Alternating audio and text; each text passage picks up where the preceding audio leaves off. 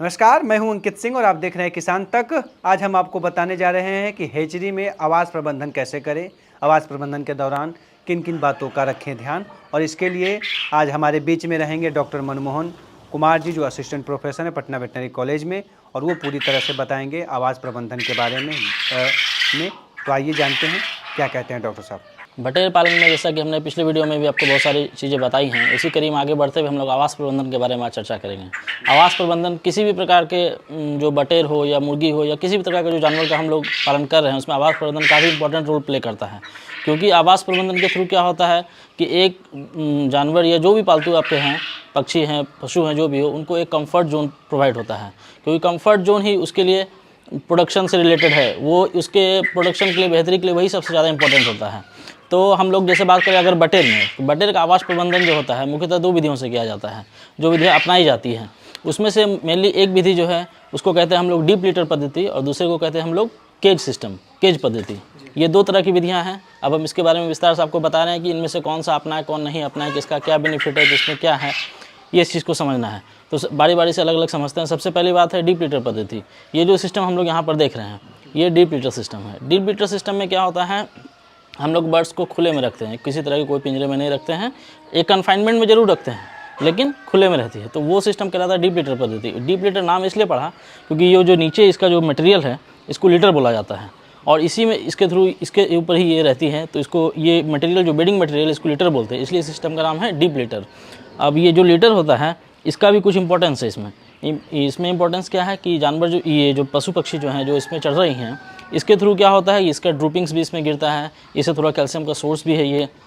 जहाँ तक space requirement की बात है, जो जगह की बात है, वो हम आपको पहले ही बता चुके हैं कि जहाँ पर हम लोग एक मुर्गी को जहाँ पालन कर सकते हैं, वहाँ पर 6 बटेर को हम लोग ऑलरेडी पालन कर सकें, हम पहले भी आपको बता चुके हैं। तो स्पेस रिक्वायरमेंट उसके अकॉर्डिंग आप देख सकते हैं कि आपको जितना बटेर रखना है, आप उतना स्पेस उसको दे दिए। पहली बात ये हुई। दूसरी बात है, ये लीटर कहाँ से लाएंगे।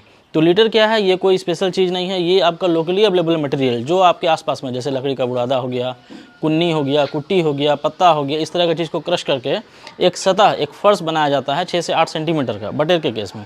पोल्ट्री के केस में ये थोड़ा ज़्यादा होता है, और ये सीजन के अकॉर्डिंग वेरी करता है। ठंड के दिनों में इसका मोटाई थोड़ा ज़्यादा कर देना चाहिए, क्योंकि नीचे से क्या होता है, ठंड आती है, तो उस केस में थोड़ा सा मोटाई ज़्यादा कर देंगे, और गर्मी के दिन में 6 से 8 सेंटीमीटर के आसपास इसको रखेंगे। तो ये एक लीटर मैनेजमेंट हो गया, इसका लीटर। इसी पर हम लोग जो है इसको रखते हैं। तो अब इसमें जहाँ तक बात करें हम लोग स्पेस रिक्वायरमेंट की, तो पर बर्ड, अगर एक बर्ड की बात की, इसमें 2 चीज़ होती है, एक खाने वाला चीज़ जिसको हम लोग फीडर बोलते हैं, और दूसरा हो गया वाटर, जिसमें हम लोग पानी पीने के लिए देते हैं। तो पर बर्ड जो रिक्वायर्ड है, अगर एक बर्ड का बात करें, एक बटेर का, तो 2 सेंटीमीटर स्पेस जो है वो रिक्वायर्ड होता है एक बटेर। उसके हिसाब से आप देख लीजिए कि आपके पास कितना है, आप कैलकुलेट करके उतना स्पेस उसको दे दीजिए। वाटर का बात करें, जो पानी पीने वाला होता है, उसमें पर बर्ड 1 सेंटीमीटर होता है, उसके हिसाब से आप अपना कैलकुलेट करके उसको प्रोवाइड कर दिए। और सबसे मेन इंपॉर्टेंट चीज़ है आवास में रोशनी, लाइट बहुत इंपॉर्टेंट रोल प्ले करता है बटेर के केस में, या फिर मुर्गी पालन में भी बहुत ज़्यादा, क्योंकि इसका सीधा संबंध जो है उसके ग्रोथ पे, प्रोडक्शन पे, दोनों चीज़ों पे पड़ता है। फॉर एग्जांपल के लिए, एक एग्जांपल के लिए हम लोग समझते हैं, जैसे लाइट क्या है, सनलाइट आई सूर्य की रोशनी से, उसके बाद वो क्या है कि आँख के थ्रू वो ऑप्टिक नर्व होते हुए ब्रेन में पहुंचता है, और ब्रेन में पहुंचने के बाद क्या होता है, जो पिट्यूटरी ग्लैंड होता है, वो उसके थ्रू जो होता है गोनेडोट्रोफिन जो हार्मोन होता है, उसका सिक्रीशन होता है।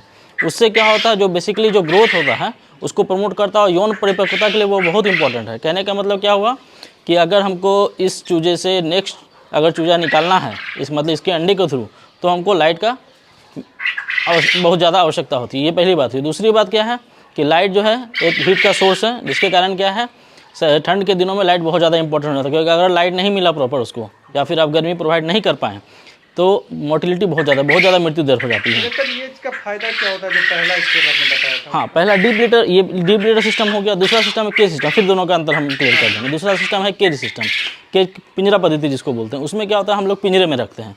एक पिंजरा, एक समझ लीजिए कि लगभग 6 फीट का होता है, उसको फिर एक पार्टीशन किया जाता है 1-1 फीट में, मतलब एक सेट में 6 यूनिट बन गया। एक यूनिट 1x1 का होता है, 1 फीट लंबा, 1 फीट चौड़ा, ठीक है। वैसा एक हो गया, और हर सेट के नीचे एक एल्युमिनियम का प्लेट या लकड़ी का प्लेट रखा जाता है, ताकि जो उसका ड्रूपिंग्स है वो उसमें गिरे, ड्रूपिंग्स उसमें गिरेगा, ताकि उसको हम लोग 3 से 4 दिन के बाद उसको निकाल के साफ़ कर देंगे। तो इसका ये बेनिफिट है। इसमें बेनिफिट क्या हुआ कि आपका ड्रूपिंग्स गिरा, आपको साफ़ नहीं करना पड़ रहा है, लेकिन उसमें क्या है कि आपको साफ़ करना पड़ रहा है, पहला चीज़। दूसरा जो सबसे मेन इंपॉर्टेंट चीज़ है, दोनों में अगर डिफ्रेंशिएट किया जाए, तो इस केस में क्या होता है, बर्ड्स लगातार मूव करते रहते हैं, जैसे आप लोग देख रहे हैं, बर्ड्स मूव कर रही है। तो इस केस में क्या है, जो बॉडी वेट है वो थोड़ा कम आता है। और केज सिस्टम में क्या आता है, पिंजरा पद्धति में बॉडी वेट काफ़ी अच्छा आता है, तो ग्रोथ जो है उसमें बेटर आ गया। लेकिन जहाँ तक बात करें अंडा के बारे में, एग के बारे में, तो एक क्वालिटी इसमें बेहतर होती है पिंजरा पद्धति के मुकाबले। क्यों होता है ऐसा? इसका रीज़न ये है कि इसमें क्या होता है, ये जो लीटर है इसमें चूना की मात्रा होती है। चूना की मात्रा होती है जिसके कारण क्या होता है, वो चूना जो है यहाँ से इंटेक कर लेता है बिना बाहर से दिए हुए।